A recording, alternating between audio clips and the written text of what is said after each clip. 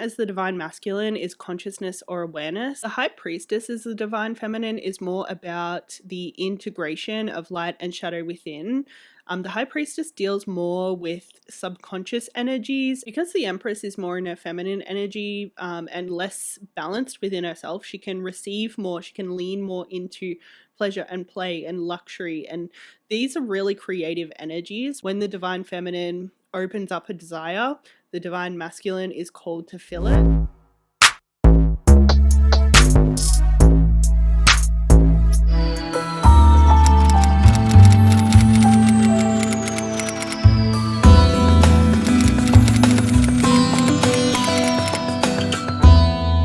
Wildings, welcome back to the Wilding Astro Tarot YouTube channel. It is me, Jade Rewilding, and it's a pleasure to have you on my channel today for a deep dive into some of the tarot cards. I know when you see my face it's normally an astrology video, but today we're going to be talking about the most divine masculine and divine feminine archetypes in the major arcana, and just like unpack that a little bit because I have some things to share about it that I think you guys might enjoy. I'm going to start with some disclaimers for today. So first of all, we're talking primarily about divine masculine and divine feminine energy. That is not the same thing as male and female, nor is it the same thing as man and woman. So definitely taking this without inserting any assumptions about our biological sex or our gender identity. Energy doesn't work in that kind of constrained way. So that's more of the context of how we're going to be talking about these energies today. And then the other thing you need to keep in mind is that masculine and feminine energies are also energies that just make up the universe, and they can be more broad even than our experience of masculine and feminine energy within. So there's lots of things outside of us that are masculine and feminine too, like the moon is feminine, the sun is masculine, silver is feminine, gold is masculine, summer is very yang, winter is very yin, and so on and so forth. So these concepts apply definitely to people in our experience, but also very broadly as well. The other disclaimer I wanted to add is that this video will be mostly comparing the four main masculine and feminine archetypes, so the Magician, the High Priestess, the Emperor, and the Empress. It's definitely not going to be a deep dive into any of the energies or an exhaustive deep dive at the very least. So if you like today's video and you're interested in learning more about each of the cards individually and maybe going into this a little bit more, this video is sponsored by my online tarot course, Unlocking the Wisdom of the Tarot. That is much more of a deep dive into all of the tarot cards. It is currently on a 50% off discount for a pre-sale discount, but this pre-sale discount will expire at the end of this week from the day that I'm filming this, which is Monday the 26th of September 2022, I think. So if you want to enroll early before the course officially drops, which will be in December of this year, if you want to get the course at the best price it'll ever be, you need to sign up by the end of the week. By literally Friday, I think, is the last day that it's going to be 50% off, Australian Eastern time. And after that, I'll put the pre-sale discount like a smaller discount. So I think it'll be about 25% off the course. If you need more time, that'll be there for you, so you still won't have to pay full price until the course launches at the end of the year. If enrolling in the online tarot course just isn't for you, but you'd still like to support me on this channel, especially so I can make more content like this for you guys, I would really appreciate if you can like the video, comment if you have the capacity to do so, and also subscribe to this channel. But now that all of the plugs and disclaimers are out of the way, let's get into today's video. The two main masculine energies that are in the major arcana are the Magician and the Emperor, and the two main feminine energies that are in the major arcana are the High Priestess and the Empress. The order of these energies is really important. So the major arcana begins with the Fool, Magician, then High Priestess, then Empress, then the Emperor. The Magician and High Priestess, divine masculine and divine feminine energies, are more about the energy in theory, and then the Emperor and Empress are more about the energy in practice. We're going to start by looking at the Magician and High Priestess. The Magician and High Priestess, together with the Fool, make up a triangle shape, which is often referred to some sort of triangle of creation in many spiritual traditions. For example, they're referred to as the supernal triangle in Kabbalistic traditions, which is the mystical branch of Judaism and is heavily tied to the origin of the tarot. The theory behind these three cards is that the Fool represents nothingness or pre-creation, the Magician represents consciousness, and once consciousness arrives, a vehicle for creation, which is the divine feminine, arrives. So these two cards represent the most perfect expression of the divine masculine, divine feminine, but what's really interesting about this is that they're perfect because they're very balanced within themselves. So the divine masculine has a very strong inner feminine, and the divine feminine has a very strong inner masculine. The Magician as the divine masculine is consciousness or awareness. It's aware of the universe and the universal nature of expansion, as well as the earth or the physical plane, or the way that the universe expands itself in the physical. And it expands itself through four main elements, through the manipulation of four main elements, which are the elements that are represented on the Magician's table, which is wands for fire, swords for air, cups for water, and coins for earth. This is why the Magician is positioned the way he is, with one finger pointing up into the sky, the universe, and the other finger pointing down to the earth. And this represents the idiom as above, so below. And really what this is about is the divine masculine in all of its pure glory is really just an awareness of watching kind of a dance between the masculine and feminine, and understanding that dance between the two energies and how they essentially co-create together. What's interesting about that is that the Magician card is ruled by Mercury, and Mercury rules two signs, one masculine sign and one feminine sign, so Gemini and Virgo. And Mercury itself also goes retrograde the most out of all of the planets, which means that sometimes it's in its forward motion, which is more of its masculine side, let's say, and then often throughout the year it goes retrograde, moving into its more feminine expression, which is more reflective and introspective and introverted, whereas its more masculine expression is more doing and action orientated. But even so, if you really think about retrogrades, which tend to take on more of the energy of the opposite sign, we could say that Mercury direct is Gemini and Virgo energy, which is one masculine and one feminine sign, but then Mercury retrograde is Pisces and Sagittarius, which is one masculine and one feminine sign. So even in its retrogrades, it's still fairly mixed. It's just leaning very slightly one way or the other.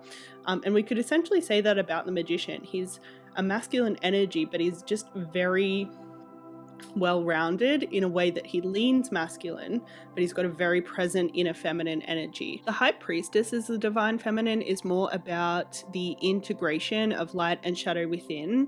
The High Priestess deals more with subconscious energies and things that are a bit more implicit and a little bit less explicit. She represents more of an inner knowing that very much goes beyond the capacities of consciousness, awareness, or any explicit knowing. But what's interesting is that it's actually our subconscious mind, our subconscious energies that are where we are most connected to our superconscious or highest self, and also to God. Because although God is often likened to consciousness, God also must defy consciousness, because once there is a witness, once there is some sort of awareness of it, then the witness begins to insert their own spirit or self or whatever they are, whatever the witness is, into what they're perceiving. So they're not really ever perceiving God purely.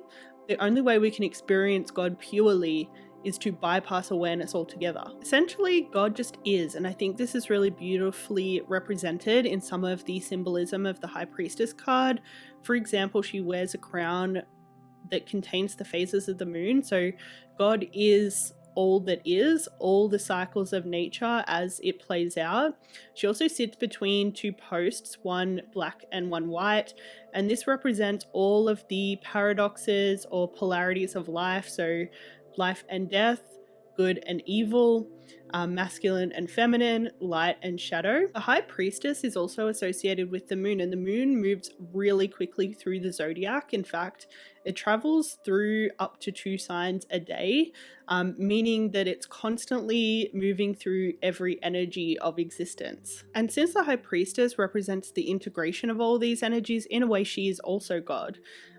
She's a more feminine expression of God, but she is God. Most spiritual traditions, including the Kabbalistic tradition, will say that the universe leans slightly more feminine. It's a perfect balance, essentially, but it does lean slightly more feminine. So of course, this card that represents the integration of all that is a feminine energy. And this brings us to the Empress card, because after all that is the Empress represents the universe essentially birthing more of itself. So the thing about the Empress and Emperor is that they lean much more into one energy rather than being the perfect balance that the High Priestess and the Magician are. Both these cards in the upright position represent more of a 70-30 split between masculine and feminine energies. For example, the Empress would be 70% feminine and 30% masculine, or somewhere thereabouts, and inverted for the Emperor, so 70% masculine and about 30% feminine, or somewhere in that ballpark essentially. And it's the imperfect balance that actually spurs on the universal expansion, like things constantly expanding, becoming moreish, because if the Empress and Emperor were perfectly balanced within themselves, they would need no other. And that's the issue with the High Priestess and Magician card. They don't need any other because they are whole and complete onto themselves. However, because the Emperor and Empress are not whole and complete onto themselves, because they have, yes, a strong presence of the opposite energy, but not to the level that the Magician and the High Priestess have, they're more inclined to seek each other out and come together to co-create. Being less balanced within makes the other energy much more appealing, because it means that we can't do everything ourselves. We're not designed to do everything ourselves. And there are other energies outside of ourselves that we can collaborate with in order to kind of re-experience a sense of wholeness, which I think is essentially what all people are really looking for. So essentially this imperfect split encourages both our own experience and our capacity to co-create with other energies, and putting more into the world. Because the Empress is more in her feminine energy and less balanced within herself, she can receive more, she can lean more into pleasure and play and luxury, and these are really creative energies. When you're really in that receptive energy and someone else outside of you is engaging in more of the structure, doing, pursuit energies, that creates a really magnetic attraction, first of all, but also just like it creates a lot of energy, because in the attraction there's energy in that attraction, one moving towards the other, one focusing their consciousness on the other. There's like this love that has to go out into the world in order for those two energies to connect. So it adds momentum, and when there's all that momentum, all that energy, both people in this situation, let's say, are going to become more powerful in their ability to create. The Empress energy is very much an energy of like, the more she has, the more she wants.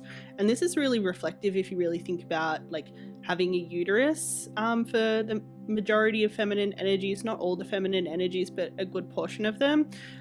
Having this void within that there's like an instinct to fill. But every time the void revoids, so after you, for example, you've had one baby or after one manifestation has come into fruition, all it does is create a new void, a new something that needs to be filled. And yes, you're on a new like plane of abundance, love, whatever it may be.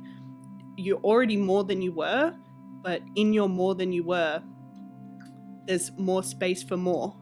And that's very much the divine feminine, the Empress energy. She's always yearning for more. While the divine feminine is very Moorish in what she wants to receive, the divine masculine is much more Moorish in what it wants to pursue. Like, it reaches one goal and it has another. And this is where it works really well with the divine feminine. Like, when the divine feminine opens up a desire, the divine masculine is called to fill it. And then as that desire is filled, the divine feminine hopefully should be able to open up more desire for Moorish, and then the divine masculine, it essentially continues to pursue all of her desires. Anytime any space opens up, the masculine wants to fill it. And this is really well represented by, like, when there's wilderness, when there's nature, masculine wants to fill it with representations of our masculine energy of achievement. Like, or the sky, we have open sky, and then we, in our masculine energy, fill it with skyscrapers. We penetrate where there is space to be penetrated. Or this can be a job, like a position opens up directly above you and the inner masculine seeks out to penetrate that role, to fill up that role. But once it fills up that role, it's looking for the next space above to then penetrate. And we do something similar to this in sexual experiences with each other, not just with what might first come to mind in terms of body parts, but all kinds of body parts, all kinds of ways of receiving, all kinds of ways of penetrating. We all have phallic structures that carry more of that masculine penetration energy, and we all have receptive structures in our body that are sexual in nature and are voids essentially that can be filled. So you can see how our masculine and feminine energies, especially if we're oriented more towards one than the other, really sets a beautiful scene for creation when we can find a match to our energy and be able to start co-creating with another human. However, it's very difficult to balance on a imbalanced balancing point. Like, if we're trying to find that 70-30 place, it's very easy to take it too far in one direction or the other, which is kind of the more common issue with the Emperor and Empress energy, which is why when you receive them in reverse, they're often speaking about either going too hard into that same energy, so the Emperor going too hard into the masculine and the Empress going too hard into the feminine, or completely abandoning your natural essence because it's too hard essentially. So the Emperor going way too into his feminine and the Empress going way too into her masculine. But nature really tells us how to resolve that problem, and the solution to that problem is constant movement. So for example, our body temperature isn't regulated by staying at the perfect temperature. It actually oscillates around that perfect temperature. It moves away and then back towards, and then away and back towards, and away and back towards. That's how the body maintains homeostasis for most things.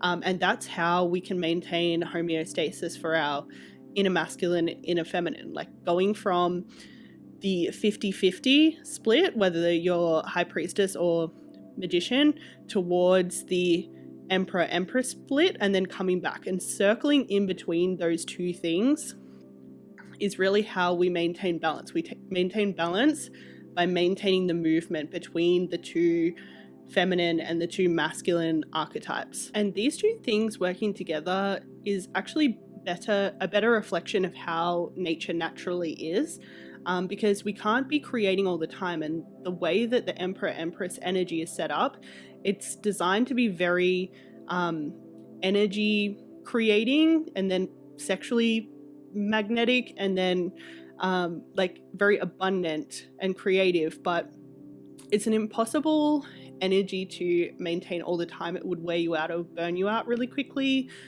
So then by moving back towards the more balance, we can have like a rest. And in nature, there's always action and then rest. For example, summer is action and winter is rest. And interestingly, how we are going to best maintain good relationships with others, especially romantic ones, is through this dance.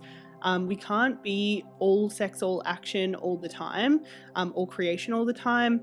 We need time and space to like connect, to trust each other, so the next time we're in this Empress energy, we can go deeper. Because there's a better foundation to go into more depth. And you'll often hear psychologists and sexologists talk about this a lot, about this dance between emotional intimacy and sexual intimacy, about how we need to have some sameness, so balancing our inner masculine and inner feminine and being able to connect and relate because we're more similar, to create that emotional connection, that intimacy on more of a like friend and romantic way. And then we need to be able to go into that polarity, that otherness, to drive our kind of sexual connection with others, as well as more physical intimacy or romantic physical intimacy with others. So even though you might find that you meet people in life and you're like, oh, they're more of a magician, they're more of an emperor, they're more of a high priestess, or they're more of an empress, really what you're looking for in a relationship is someone who can do both energy expressions for the feminine or masculine, in order to be able to maintain a long and healthy relationship with someone where you're going to feel seen and safe, and like deeply connected, as well as like creative together, really abundant together, and like really attracted to each other. For me, as more of a divine feminine energy, it's so nice to be in that high priestess, feeling whole onto ourselves. Like I don't need anyone else, and I'm like good and I feel calm and content. Like that's lovely, but eventually that kind of rest, that kind of period of feeling whole within the self reaches a point where there's this like desire for more, where the Empress energy starts to come up again, and where I'm going to look for more in life. I'm going to look for that magnetism, that polarity, to co-create with someone else, to create more in my life, to create more in their life, and to like have my desire filled, my growing desire especially, and to just create more in life, enjoy more in life. So that's why it's really important to lean into both the High Priestess and the Empress as a divine feminine, or the Magician and Emperor as a divine masculine. But that brings us to the end of today's video. That's all that I really had on my mind that I wanted to share at the very least today.